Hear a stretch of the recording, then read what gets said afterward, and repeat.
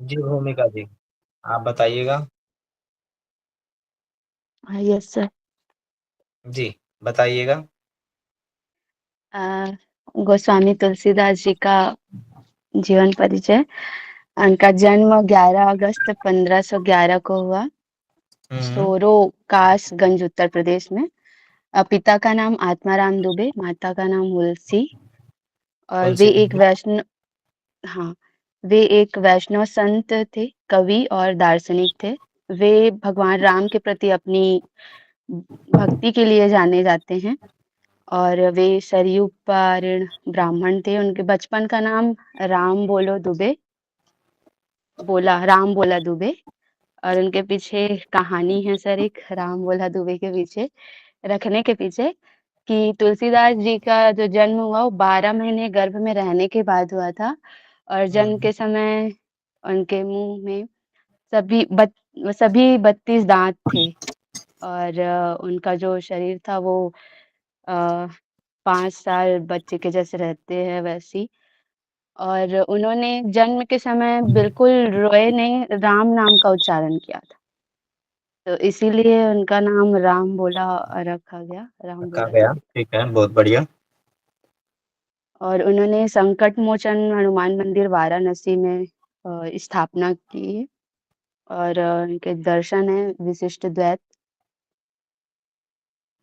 बहुत बढ़िया जी। और उनके गुरु हैं पंडित नृसिंह चौधरी, जो सोरो से ही हैं। ठीक है जी, बहुत बढ़िया। धन्यवाद भूमिका जी। कल्पना जी, आप आइए सामने। आप कोशिश करा करिए, आप कैमरा ऑन करके बोलेंगे ना तो आपको भी अच्छा लगेगा। आपका फेस वैल्यू का आना जरूरी है। ये ठीक, सब तो आपको माइक का फोबिया वो भी दूर होगा इससे आपका।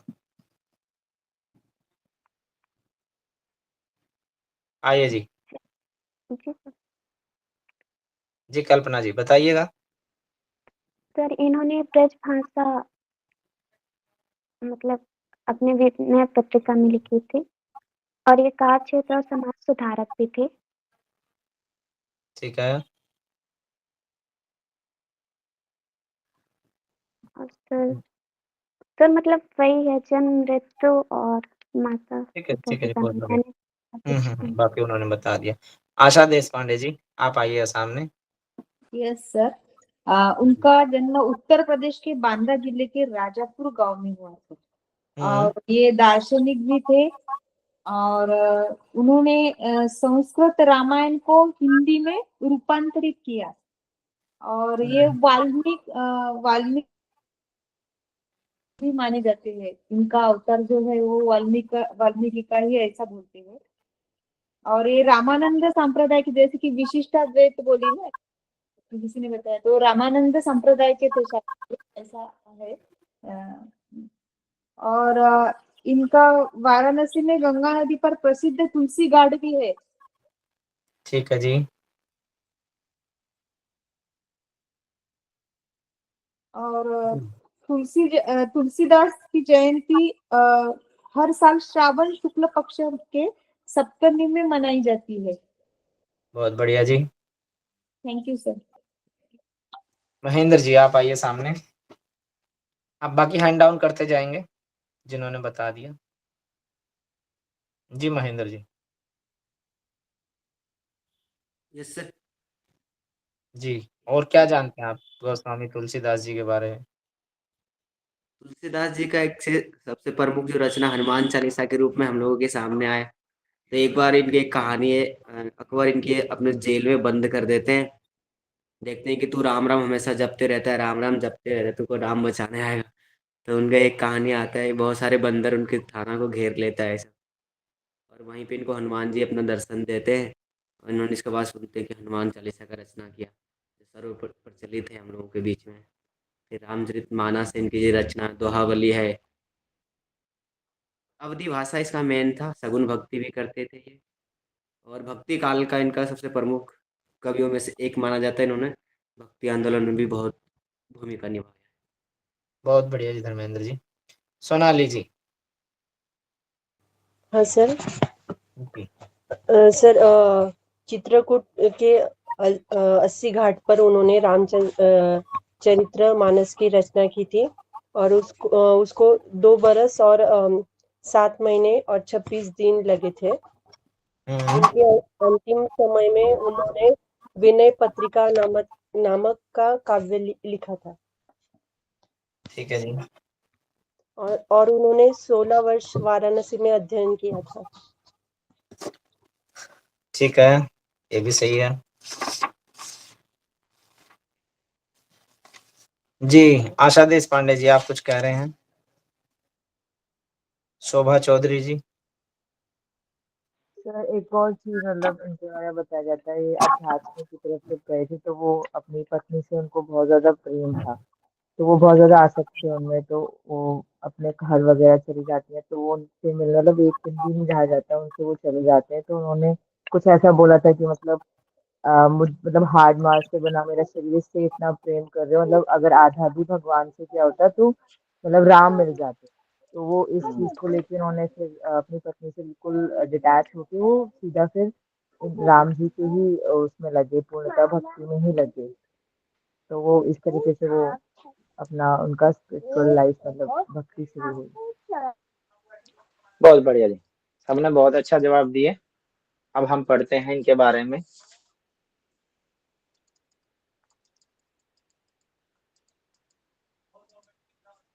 तुलसीदास जी का नाम भारत के ही नहीं बल्कि संपूर्ण विश्व के साहित्य में सबसे अग्रणीय है।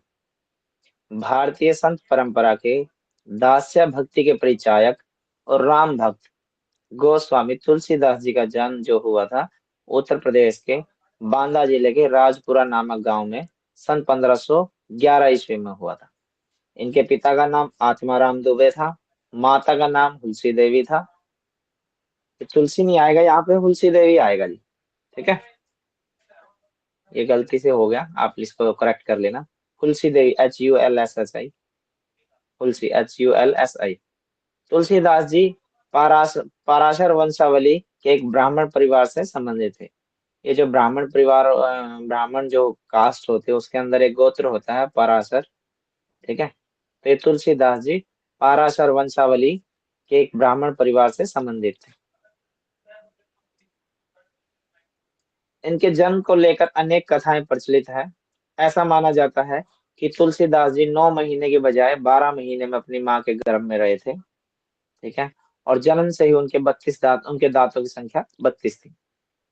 जन्म के समय तुलसीदास जी ने रोने के बजाय राम शब्द बोला था, इसलिए बचपन का नाम इनका राम बोला रखा गया। पहले ऐसा ही होता था, जो जैसी एक्टिविटी करता था वैसा ही उसका नाम रख देते थे। ठीक है, या कोई किसी त्योहार वाले दिन हो गया तो उसको वैसा ही नाम रख दिया। नहीं, 1511 ईस्वी में हुआ था इनका जन्म। ठीक है, तो जब इनका जन्म हुआ तो इनके, क्योंकि ये पंडित परिवार से थे, एक ब्राह्मण परिवार से थे, एक तो मिनट से इनके घर जी। सर, इनके जन्म में कहीं पे 1532 आ रहा है, कहीं पे 1511 आ रहा है सर, बार बार।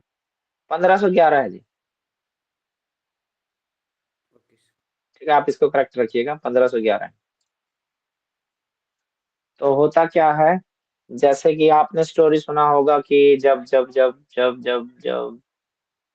महात्मा बुद्ध का जन्म हुआ था तो अपने पिता के काफी कई सालों बाद संतान हुई थी, और जिनमें वो अ, महात्मा बुद्ध का जन्म हुआ सिद्धार्थ के नाम से। तब उनके घर जो नामकरण रखा गया, तो जितने भी संत समाज के लोग आए थे तो सभी ने घोषणा की थी कि आपका बच्चा बड़ा होकर संत बन जाएगा, ये राजपाट सब कुछ छोड़ देगा।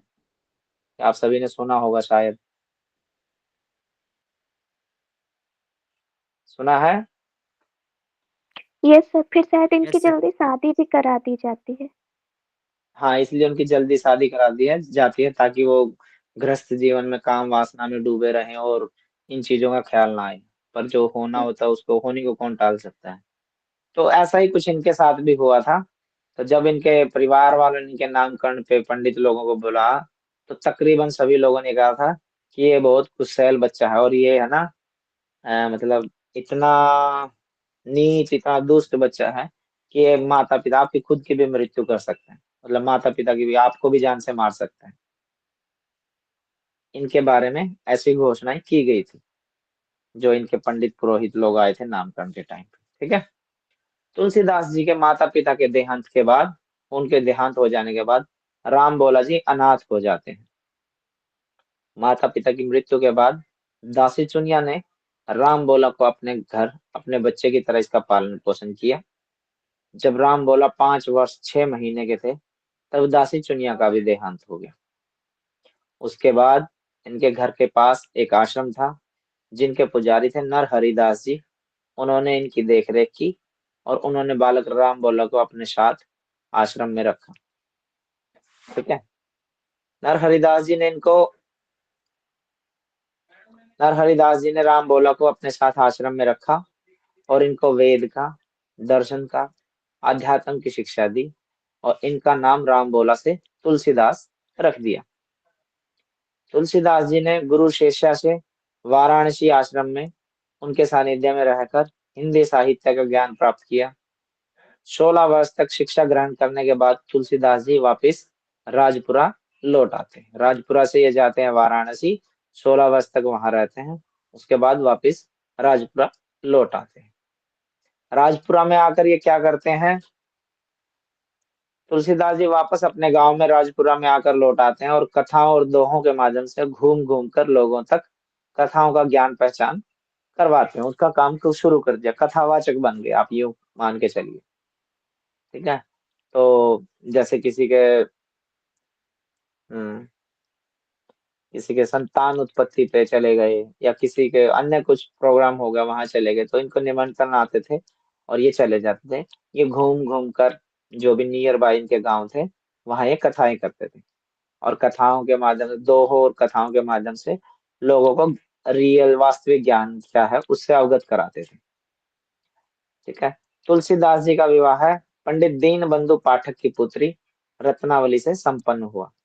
एक दिन ये कथा कर रहे थे, तो उस कथा में से कोई साधक उठ के आया और उन्होंने कहा कि ऐसे ऐसे मेरी बेटी है, आप उसका ये निमंत्रण है ये शादी का और इसको स्वीकार किया। तो इन्होंने हंसते हंसते उसको स्वीकार किया था। उनका नाम था पंडित दीनबंधु पाठक, उनकी पुत्री का नाम था रत्नावली, जिनके साथ इनका विवाह संपन्न हुआ। तुलसीदास जी पत्नी की सुंदरता और बुद्धिमत्ता से विशेष प्रभावित थे। तुलसीदास जी अपनी प्राणों से प्यारी अर्धांगिनी जो थी इनकी पत्नी रत्नावली से क्षण भर भी दूर नहीं रह सकते थे। रत्नावली ने एक श्लोक कहा जिसे सुनकर तुलसीदास जी की आंखें खुल गई। हुआ कुछ यूं कि ये अपनी पत्नी के प्रेम में इतने डूब चुके थे कि ये जहां भी जाते थे वहां पे कथा करी और कथा करते तुरंत इनको घर की लग जाती थी। अपनी प्रेम के प्यार में कुछ ज्यादा ही आसक्त थे। तो ये अपनी पत्नी जो थी रत्नावली उसको घर नहीं जाने देते थे उनको, तो कहते थे कि फिर मेरा क्या होगा। ठीक है। तो एक दिन ये कथा करने गए थे, वो पीछे से चली गई और कुछ वो पत्र छोड़ के चली गई। तो जब आए इन्होंने देखा रत्नावली नहीं है। इनको पत्र मिला, पत्र में पढ़ा, इन्होंने पत्र में लिखा हुआ था कि मैं कुछ दिन के लिए मायके गई हूँ, मैं वापस आ जाऊंगी, अपना ख्याल रखना। तो ये उस वियोग को सहन नहीं कर पाए और ये रात को ही, क्योंकि कथा करने सुबह गए थे, शाम को थोड़ा लेट आए, आके देखा पत्र मिला, पत्र को पढ़ के ये शाम को ही निकल गए अपने ससुराल के लिए रत्नावली से मिलने। तो बताते हैं कि ससुराल नदी के उस पार थी, बीच में नदी थी, नदी को पार करना पड़ रहा था। तो ऐसा बताते हैं कि उन्हीं दिनों बारिश काफी हो गई और पानी और चढ़ के आ गया उस नदी में। अब इनको नदी पार करनी थी। रात को जो नाव वाले थे, जो मझदार थे, वो सब के सब रुक गए। रात को कोई जाने को तैयार नहीं। तो एक डेड बॉडी तैरती हुई आ रही थी। मतलब पत्नी के प्रेम में इतने आसक्त थे, इन्होंने सोचा कोई लकड़ी, कोई पेड़ का टुकड़ा है, लकड़ी का टुकड़ा है, उस डेड बॉडी को पकड़ के उससे पार हो गए, नदी को पार किए इन्होंने और चले गए। वहां जाके जब वहां गए तो जाके गेट खटखटाया, काफी रात हो गई थी। तो एक रस्सी सी लटक रही थी, रस्सी को पकड़ के ये कूद गए अंदर। और जब अंदर बीवी ने पूछा कि आए कहाँ से हो, तो उन्होंने कहा एक रस्सी लटक रही थी वहां से आया। तब उन्होंने जाके देखा तो वहां पे कोई रस्सी नहीं थी, वो सांप था। और इतने प्रेम में डूबे हुए थे। ठीक है। तो तब बीवी को बहुत गुस्सा आया कि भाई कथावाचक और उससे मतलब अपनी लालसा उनकी खुद की इतनी है। तब बीवी ने उनको एक श्लोक कहा था, वो श्लोक ये था अस्थि चरम मय देह यह, तासो ऐसी प्रीत, नेकु होती जो राम से, तो काहे भव भीत।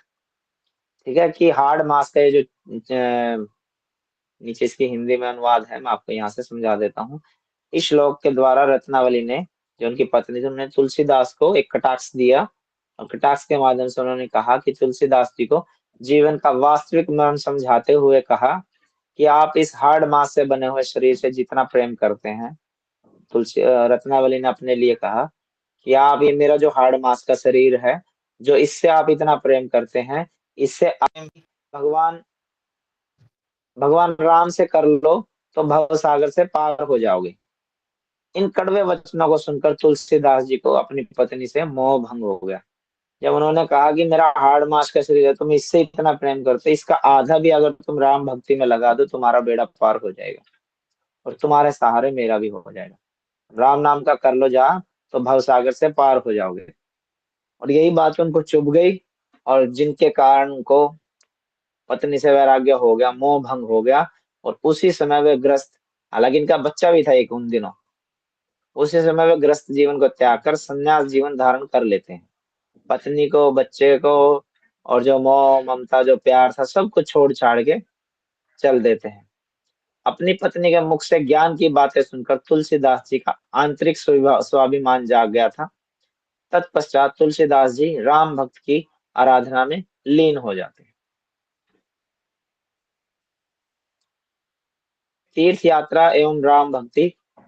तुलसीदास जी को राम नाम की लगन लग चुकी थी। उन्होंने बद्रीनाथ, द्वारिकापुरी, रामेश्वरम, पुरी आदि धार्मिक और तीर्थ स्थलों से यात्रा की, और हिमालय के योगियों संतों के सानिध्य में रहकर वास्तविक ज्ञान प्राप्त किया। तत्पश्चात क्या होता है, चित्रकूट के 80 घाट पर ध्यान मग्न होकर रामचरितमानस नामक जो महाकाव्य है, उसकी रचना करते हैं। इसको काव्य नहीं कहेंगे, महाकाव्य कहेंगे। और महाकाव्य लिखने का मार्गदर्शन तुलसीदास जी को हनुमान जी से प्राप्त हुआ था। इसको लिखने में तुलसीदास जी को 2 वर्ष 7 महीने 26 दिन का समय लगा था। इसको आप नोट डाउन कर लेना। जो रामचरितमानस महाकाव्य है, उसको 2 वर्ष 7 महीने 26 दिन में इन्होंने पूरा किया था। वर्तमान में विश्व में 100 सर्वश्रेष्ठ महाकाव्य जो है काव्य है, उनमें ये 46वें स्थान पर है। रामचरितमानस तुलसीदास जी का सबसे लोकप्रिय ग्रंथ है, जो कि अवधी भाषा में लिखा गया। एक बार तुलसीदास जी चंदन घिस रहे थे, उसी समय राम और लक्ष्मण प्रकट हुए, और इसके बाद भगवान श्री राम इस चंदन से तुलसीदास जी को तिलक करते हैं, और इसके लिए एक दोहा प्रसिद्ध है। चित्रकूट के घाट पे भाई संतन के भीर, तुलसीदास जी चंदन घिसे तिलक देत रघुबीर।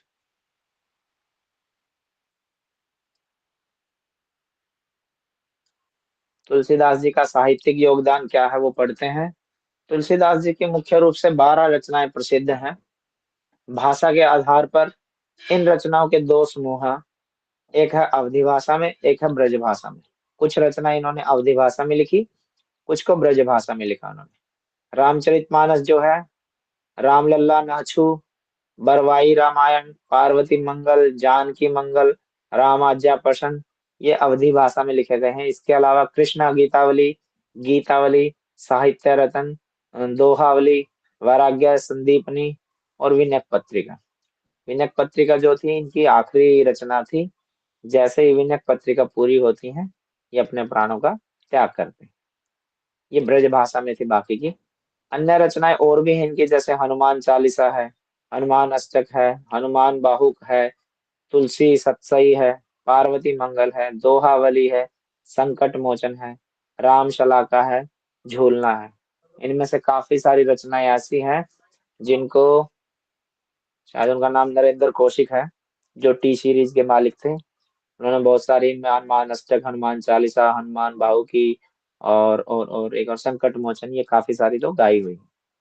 जय हनुमान ज्ञान गुण सागर है, ठीक है। और भी बहुत सारी ऐसी हैं, वो यही है, वो हनुमान चालीसा और संकट मोचन में भी है, ठीक है। सबसे प्रमुख जो है वो टी सीरीज के जो मालिक थे नरेंद्र कौशिक, उनके द्वारा गाई हुई जो है वो सबसे फेमस है। तुलसीदास जी और उनकी योग साधना। तुलसीदास जी को महर्षि वाल्मीकि जी का अवतार भी माना जाता है। नरहरि बाबा ने तुलसीदास जी को भक्ति योग की प्रेरणा दी थी। नरहरि कहाँ से नाम आया, कोई बच्चा बताएगा?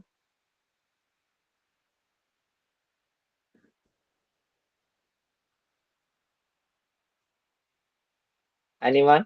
ये नरहरि नाम कहाँ से आया? पर जब उनके माता पिता की मृत्यु हो गई और फिर जो दासी चुनिया थी वो भी 5 साल के उम्र के बाद फिर वो भी चली गई, तो फिर इन्होंने ही अपने आश्रम में इनको बुलाया और फिर वेद दर्शन वगैरह की शिक्षा दी। ठीक है जी। नरहरि बाबा ने तुलसीदास जी को भक्ति योग की प्रेरणा दी थी। भक्ति भाव से ही योग को सिद्ध करने के लिए तुलसीदास जी लगातार कई घंटों तक ध्यान में बैठते थे। इस दौरान इन्हें जो कुछ भी अनुभव होता था उसे अपनी रचनाओं के माध्यम से मूर्त रूप दे देते थे। ऐसी ही घटनाएं हमने और कहीं पढ़ी है। जिनको कुछ नहीं पता था, बस जो ईश्वर का जो उनके गुरु के द्वारा दिया हुआ ज्ञान था या मंत्र था उसका जाप करते थे, और उन्होंने ऐसा कुछ रचना मतलब कुछ अजीब सी चीज बनाई थी। मैंने बताया था जब मैंने रचना पढ़ाई आपको, वो जीवन परिचय पढ़ा था, तब ये बात आई थी सामने।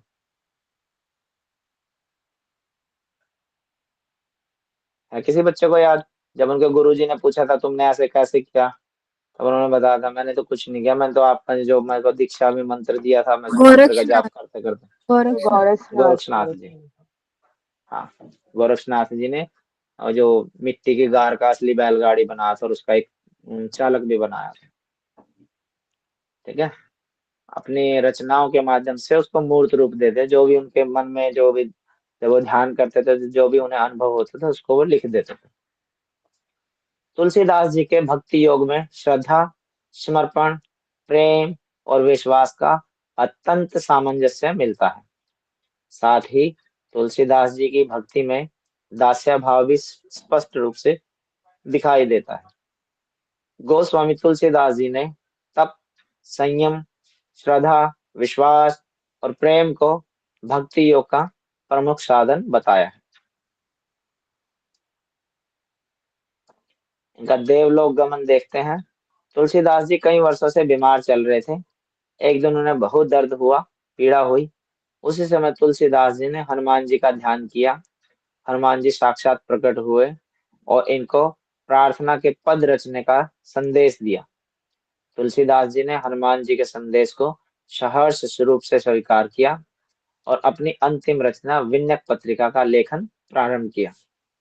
इन्होंने बताया कि भगवान राम ने स्वयं अपने हस्ताक्षर विनय पत्रिका पर किए थे।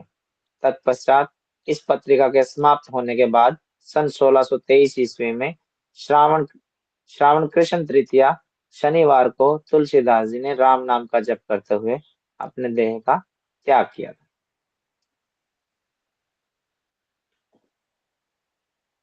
ये तुलसीदास जी का जीवन परिचय था। किसी बच्चे का कोई समझ में नहीं आया हो या कुछ ऐसी चीज रह गई हो जो बहुत इंपॉर्टेंट थी, वो आप बता सकते हैं।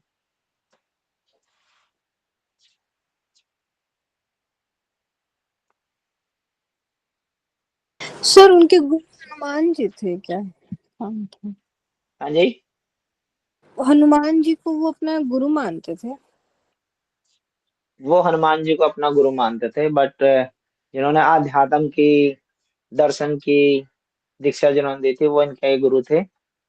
जो नाम आया था, क्या नाम आया था? नरहरि बाबा।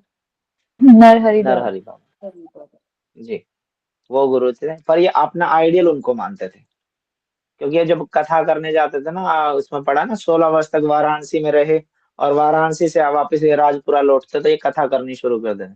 तो कथा में ये मोस्टली हनुमान जी की, राम भक्ति, राम जी का उनकी कथाएं करते थे, जैसे सूरदास जी कृष्ण जी की करते थे। जी सर, क्योंकि एक बार कहीं मैंने पढ़ा है कि जो एक अभी आपने दुआ बताया ना कि वो चंदन लगा देते हैं, तो शायद हनुमान जी ही उनको संकेत किए थे कि वो मतलब राम जी ही हैं जो आपको अभी चंदन लगाए थे, ऐसा कुछ। हाँ हाँ, ये हनुमान जी को अपना आइडियल मानते हैं। इसमें आपने देखा ना ऊपर हनुमान अष्टक, संकट मोचन, ये सारी काफी सारी जो रचनाएं वो हनुमान जी के नाम के ऊपर ही तो है। हनुमान चालीसा, हनुमान अष्टक, हनुमान बाहु की, ठीक है, संकट मोचन हो गया, की सारी इसी पे तो है। या रामचरितमानस होगी, रामलला होगी, बरवाई रामायण होगी, और रामचरितमानस खुद इतना बड़ा महाकाव्य है। तो उन्होंने राम जी की और हनुमान जी की भक्ति का गुणगान किया है बेसिकली इनमें, और इनको राम भक्त बोला जाता है। देखो पहली लाइन थी,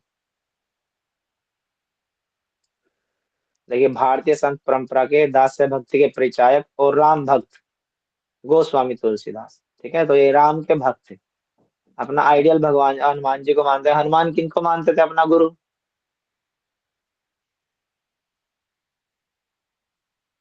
राम जी बताइए को। हनुमान जी। राम जी को। राम जी को।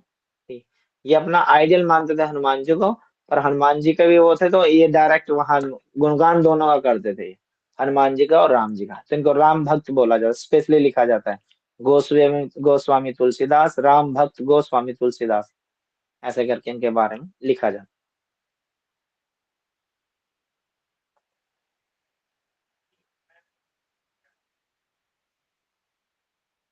और किसी बच्चे का कोई डाउट हो?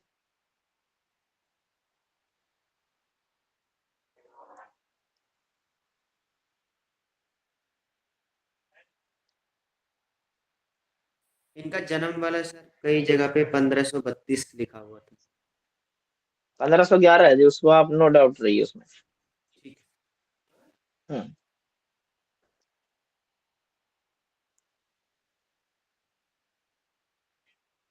इनसे एक बार किसी ने पूछा था कि आप इतना अच्छा कैसे लिख लेते हैं,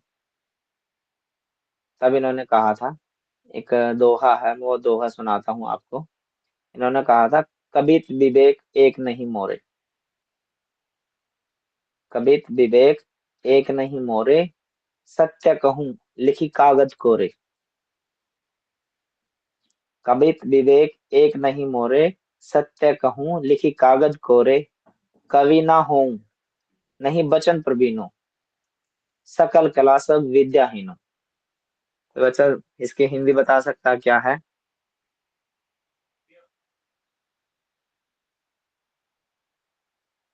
चलिए मैं बताता हूँ। कहत विवेक एक नहीं मोरे, कि मेरे पास विवेक नहीं है, जरा सा भी ज्ञान सोचने की क्षमता नहीं है मेरे अंदर।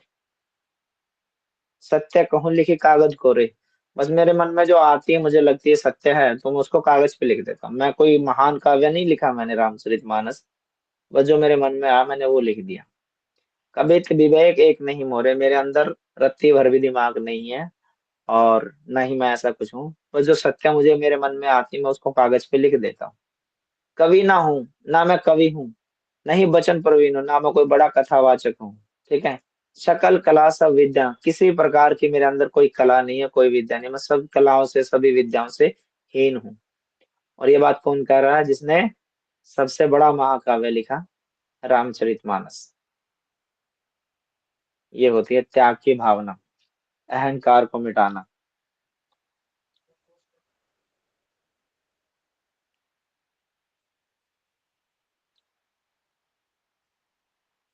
जो तुलसीदास जी के अंदर देखने को छलकती है। इन्होंने अपने एक दोहे में कहा था, जब किसी ने इनसे पूछा था कि आप इतना अच्छा कैसे लिख लेते हैं।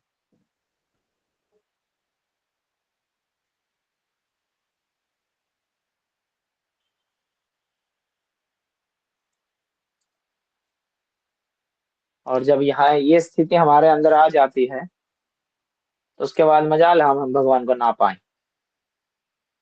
भगवान की हिम्मत है वो हमसे आगे चले जाएं। किसको नहीं मिल सकते भगवान?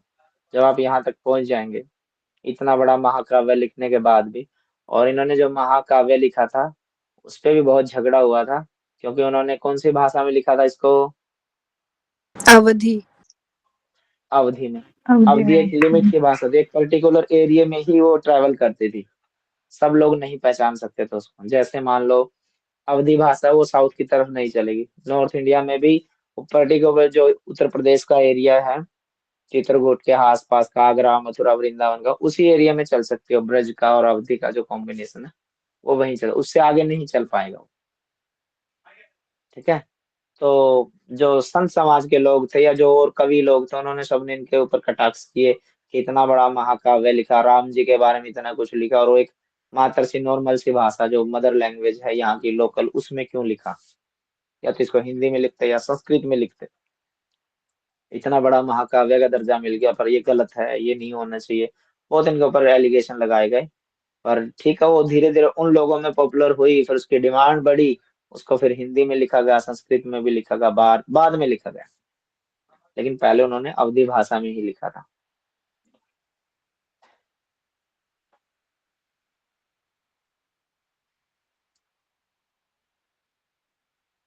किसी बच्चे का कोई डाउट हो तो बताइएगा आप, कुछ समझ में नहीं आया हो। जी आशा जी। सर मैं एक आज मुझे एक मैसेज आया व्हाट्सएप पे, तुलसीदास का ही है, मैं थोड़ा सा बताती हूँ।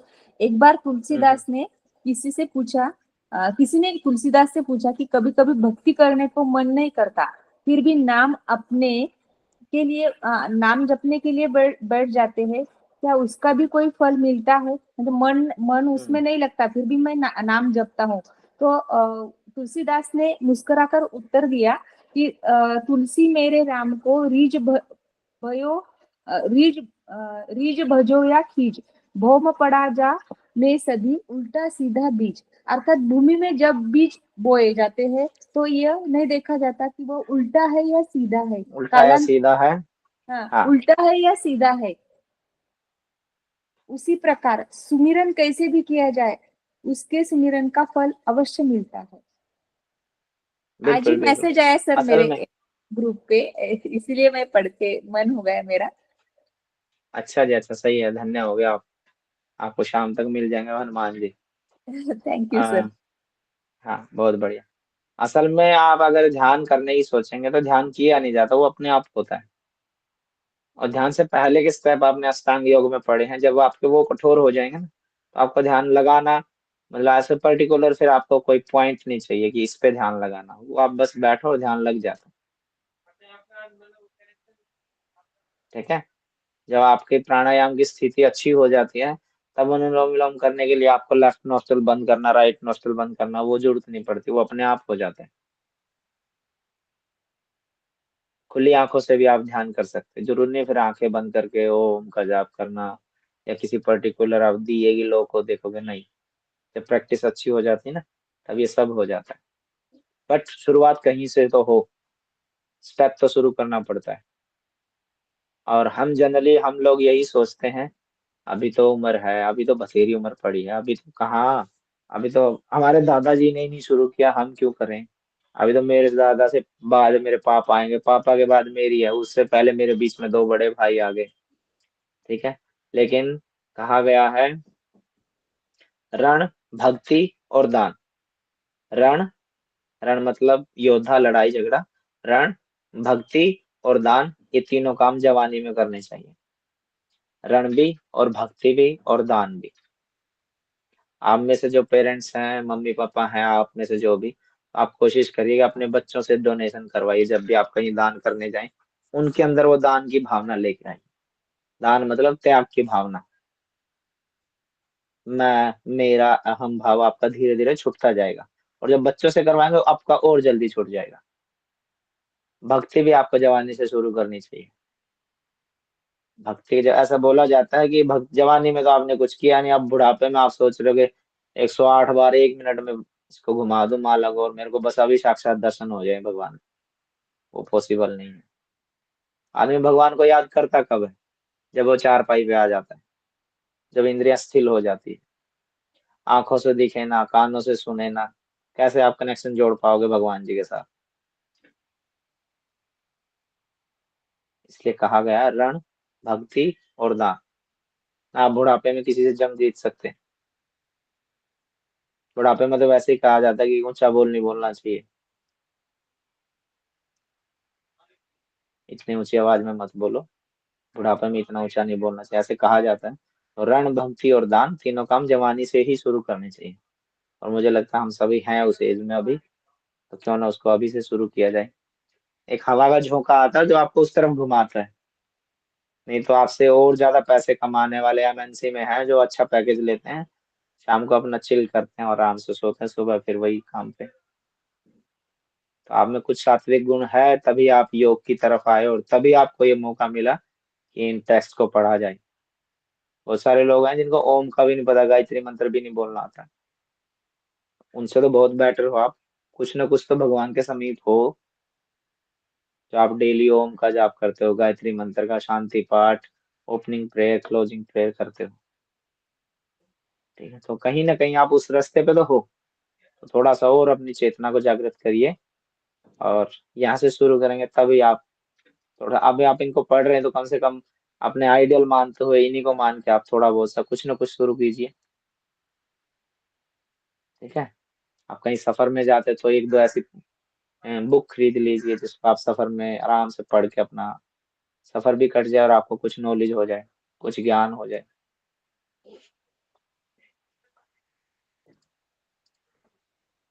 किसी बच्चे का कोई डाउट नहीं है ना? No sir. सबको समझ में आया ना?